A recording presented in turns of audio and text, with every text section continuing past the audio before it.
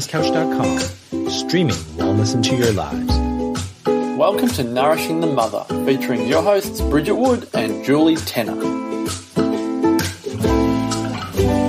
Hello and welcome to Nourishing the Mother. I'm Bridget Wood. And I'm Julie Tenner. And today's podcast is sponsored by our Reiki practitioner, who is Amanda's Mentored Healing, which we will put a link in for, and you can find her online on the web and also on Facebook. So she was a Reiki therapist that came to our retreat. A Reiki therapist is a body healer who works with energy that's stored and moved within the body, and through that can actually access stored emotion, pain, physical or emotional, and help release what's going on there or blocking that energy flow. So we said in a couple of podcasts ago that when someone really is in the space of they're moving through some stuff and they've connected to it, having a body therapy can just get you straight to that memory, straight to that moment of releasing what's stored there. Incredibly healing on an energetic level. Often if we're only treating the physical, we're missing the energetic body that we have. And so if you're feeling like everything you've tried isn't worked, I would say try a body therapy and see how you go. So she was amazing. And it leads beautifully into this week's topic, which is why dig up the past? It's over.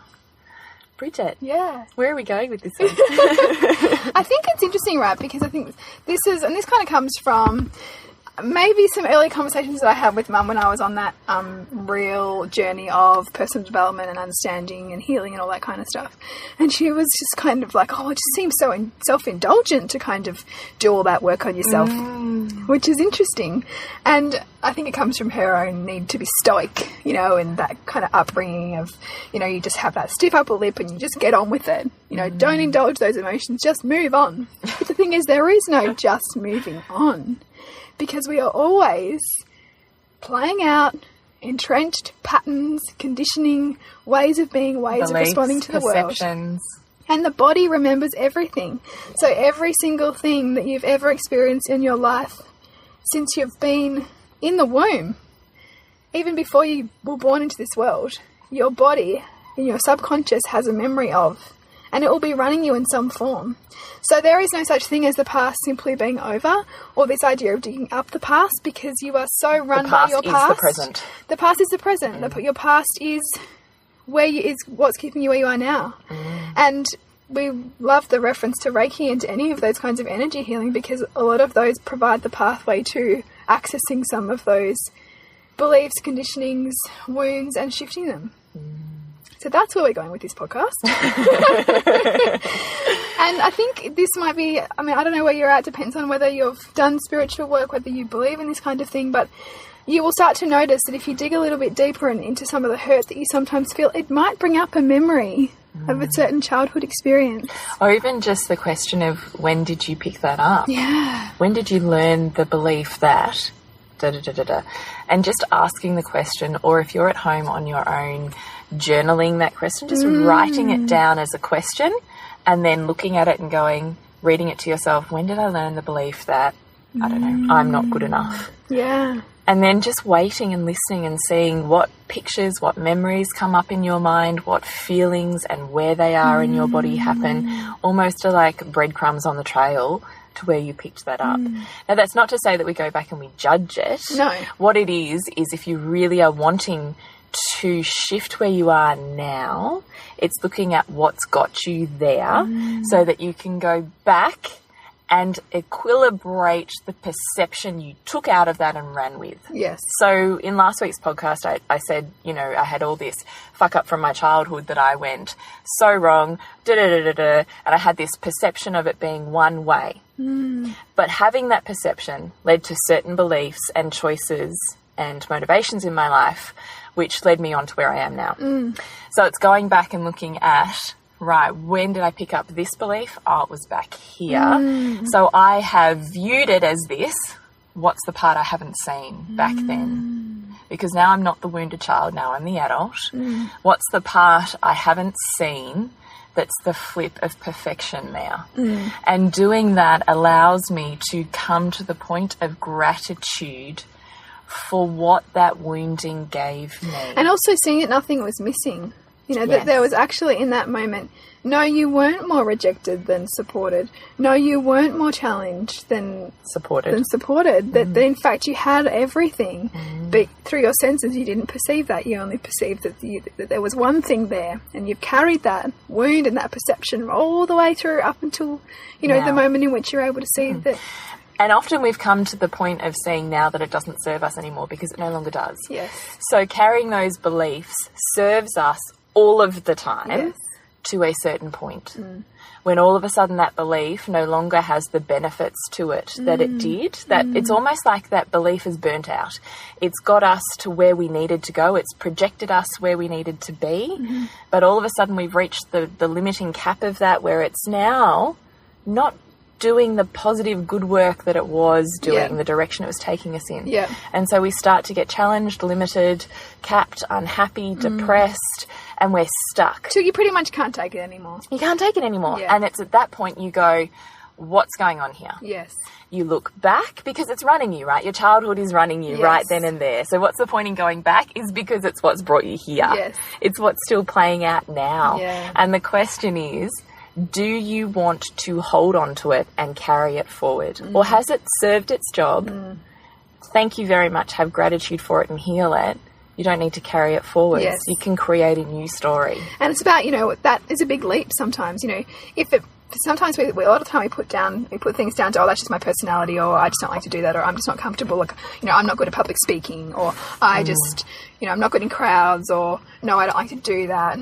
But that's a story that you've told yourself, and that's a conditioning pattern that you've now taken on. You know, as we say, it may have well served you, but you may be at the point now where you don't want that anymore. And to say that you don't want to do that anymore is a big leap into the unknown, and there'll be a lot of uncomfortable feelings that come up with it. But it's about recognizing them, seeing where they're coming from. Oh, that's my 8-year-old self, me feeling like that exact. I can go back to that exact moment when I was in front of the school assembly and I felt so embarrassed. And ever since that moment, because I felt so embarrassed, whenever I've been put in another situation where I feel like everyone's watching me, I can't handle it. But that's simply as a result of that one triggering event. Or it's created a behaviour pattern that always keeps you in control. Yes. So you never allow yourself to lose control for fear of not almost having that overriding ability to be perceived a certain way. Yes. Yes. Interesting, isn't it? Isn't it? Really interesting. So it always serves us. It's really worth going back in the path. Yes, going back on the path to the past. Yes. Because you've come to a point where it's not working anymore. And it's about going, hang on a minute.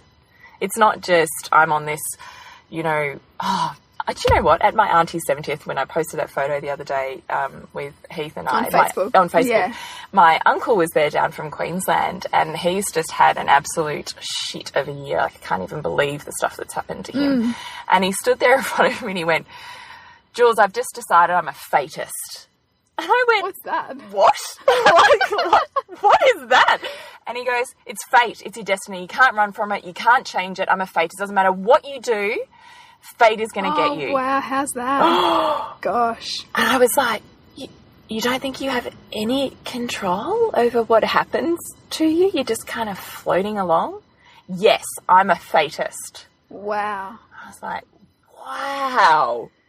Wow. How do we at that point where what we're talking about is how do you use the universe, I suppose, in the sense of working with it to create and manifest the future that you want.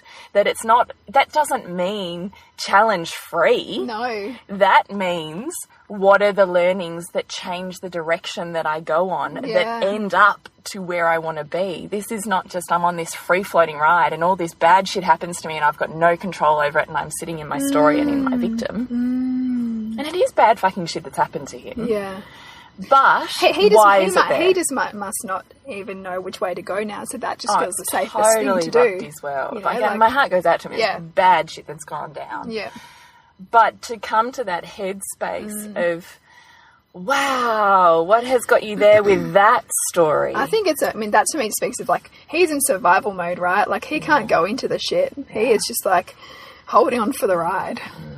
which you're going to really feel empathy for. Oh, you do. And all of us have a period of doing that when the shit Yeah. gets really bad. We Yeah. all go into survival mode, and that's totally fine. And whatever decisions we make, even in that survival mode, are still perfect. Yeah. Even if in that survival mode our choice is, I just really need to say no to you, or I need to put boundaries up here to protect Yes. me because I need more resources for me or for my kids or for Yeah.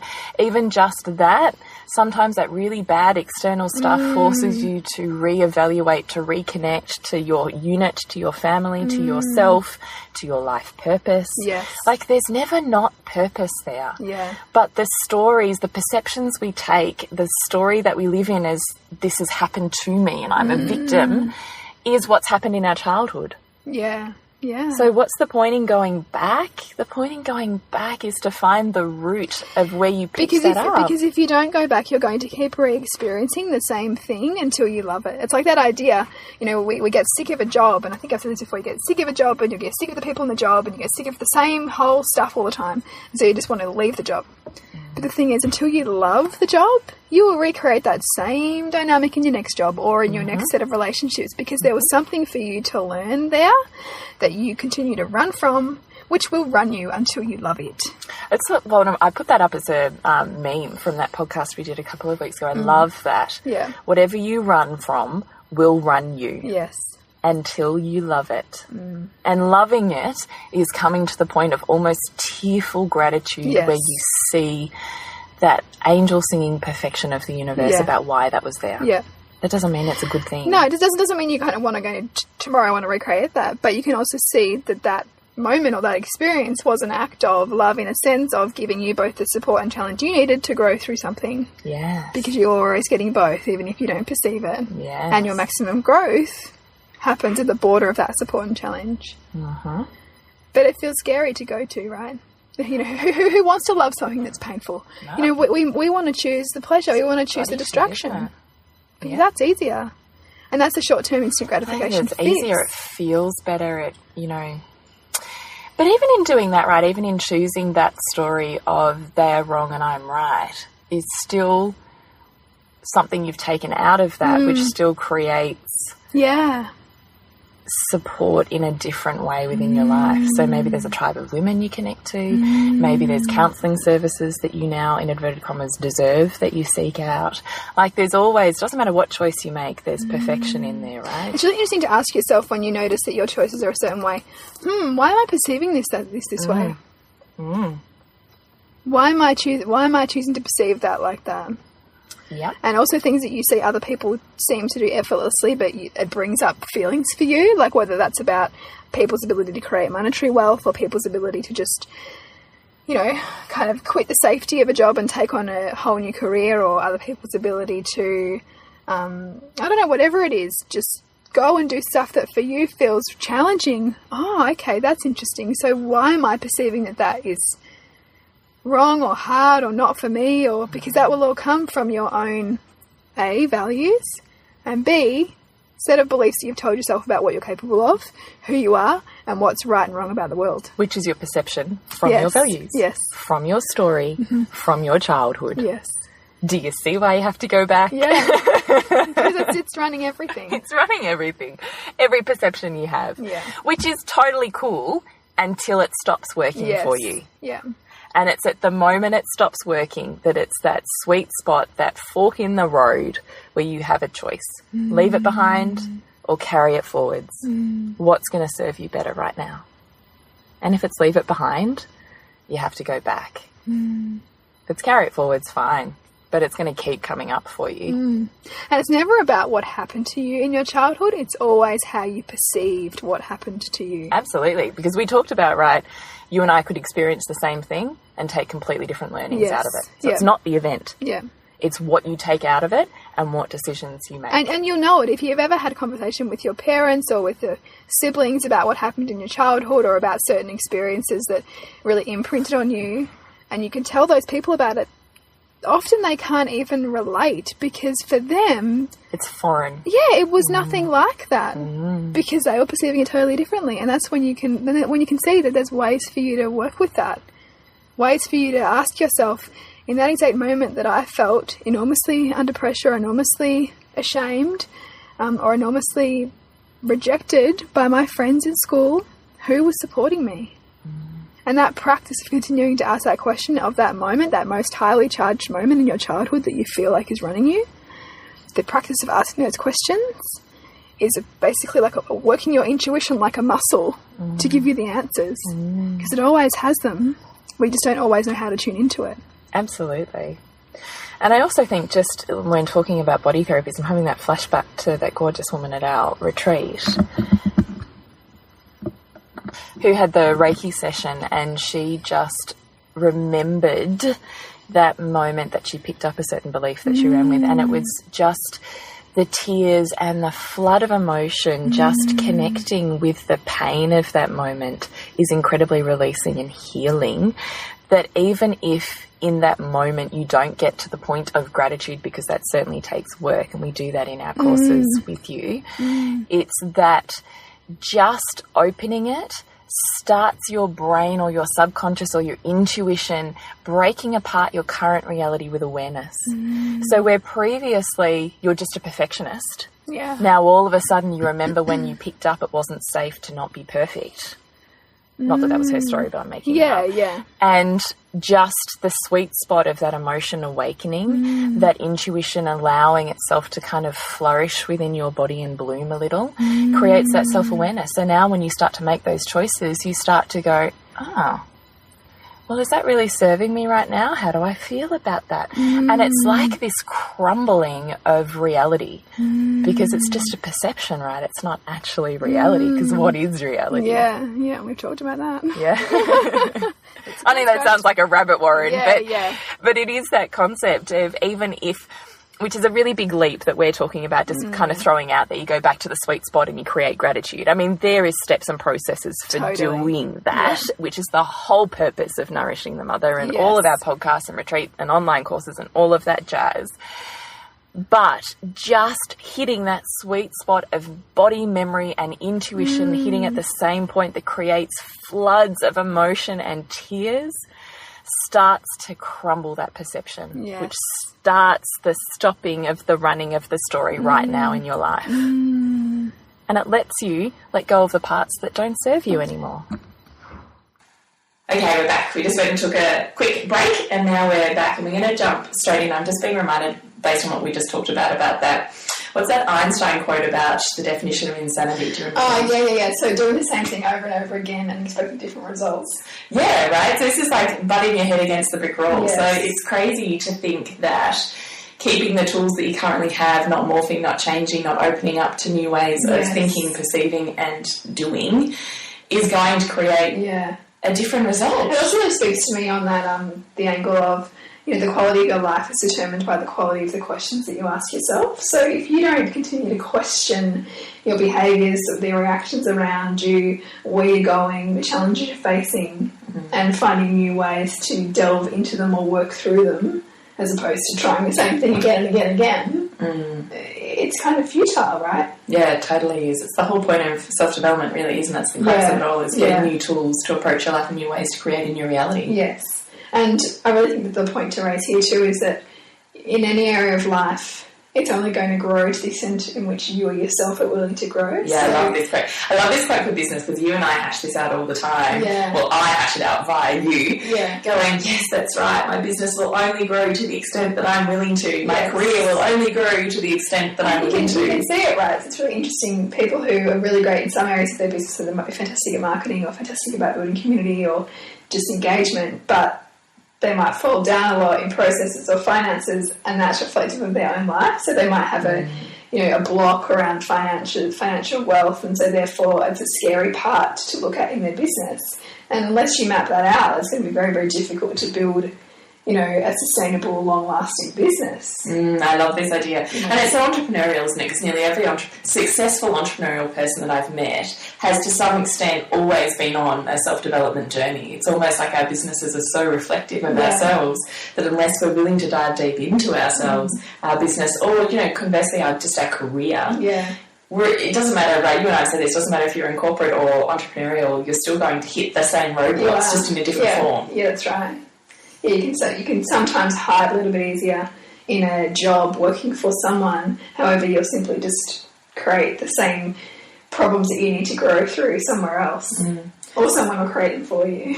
So winding up the past, it's over? Yeah. Well, it's not. You're constantly replaying it. Yes. And based on that whole concept of, values and mothering, which is from last week and all that stuff, don't you really think that the best thing that we can possibly do for our kids is to show them what our life is like to do what you love? Yeah, absolutely. And I think that there's so much out there around, your kids should feel that they can do anything, but if they don't see that mirror, if they don't see that demonstrated, it's empty, really. And so it's about, as parents, us seeing our own limitations and demonstrating, the ways in which we choose to work through them as opposed to dodge them, which can be really hard. It can be totally hard to do. But it's about seeing, okay, why does this same thing keep coming up for me? Why do I keep feeling perhaps this same visceral reaction to a certain event or trigger that's happening around me? Yeah. What's that trying to tell me about myself? Yeah. What can I learn from this? As opposed to trying to just block it out. That's exactly right. That's the first step. The first step is awareness. Yeah. Of, this is interesting. This keeps happening for me. Or I keep feeling like this. Can't change what you're not aware of. Yeah. Shining the light of awareness. Just like you can't hear what you can't feel. That's exactly right. So, I feel like we've kind of wrapped up in a really quick way there what digging up the past, why it's useful, why we need to do it, why it's not an act of self-indulgence or a waste of time, why it's actually purposeful in terms of creating the life you want and in becoming more aligned in living the life that you want to live. I think it's really that in any aspect of work where you want to live a life of conscious creation or intention, you are going to hit those challenges that are going to require of you to go back and ask yourself, why do I believe that? Where has that come from? And that process will take you back into the past, because there's only way to move through it is to see where it came from. And then to balance it, which we talked about, to heal it, to no longer need to live in that story now, to change the reality that you're living. Absolutely. Yes. So to connect with you, Bridget, is? Yes, suburbandcastles.com. And for you, Julie? Yes, for me is thepleasurenutritionist.com. For us is Nourishing the Mother on Facebook, as well as Instagram, as well as nourishingthemothercourse.com /7 tips if you're after our resource guide. If you just want to join our tribe, you can go to nourishingthemother.com.au for Fun Stuff Fridays, which we love. We do love Fun Stuff Fridays. Yes. So please keep sharing our podcasts. Please keep emailing us, contacting us. We love to see how those ripples are building out into your world. And if you have any particular questions, and don't forget, we do have listener Q&A happening most weeks on a Thursday, a few fluctuations to that. So if you have a particular question that you really love us to delve into, it can totally be anonymous. We'd love you to fire that off to us so that we can spend 3 to 5 minutes just addressing your particular question. Absolutely. And we'll see you next week when we continue to peel back the layers on your mothering journey. This has been a production of TheWellnessCouch.com. Check us out on Facebook and join in the conversation on Facebook.com/TheWellnessCouch. Subscribe to each show on iTunes and check us out on Twitter. The Wellness Couch, streaming wellness into your lives. Whilst the Wellness Couch presenter endeavor to provide accurate and helpful information to their listeners, these podcasts cannot take into account individual circumstances and are not intended to be a substitute for health and medical advice from a qualified health professional. You should always seek the advice of a qualified health professional before acting on any of the information provided by any of the Wellness Couch podcasts.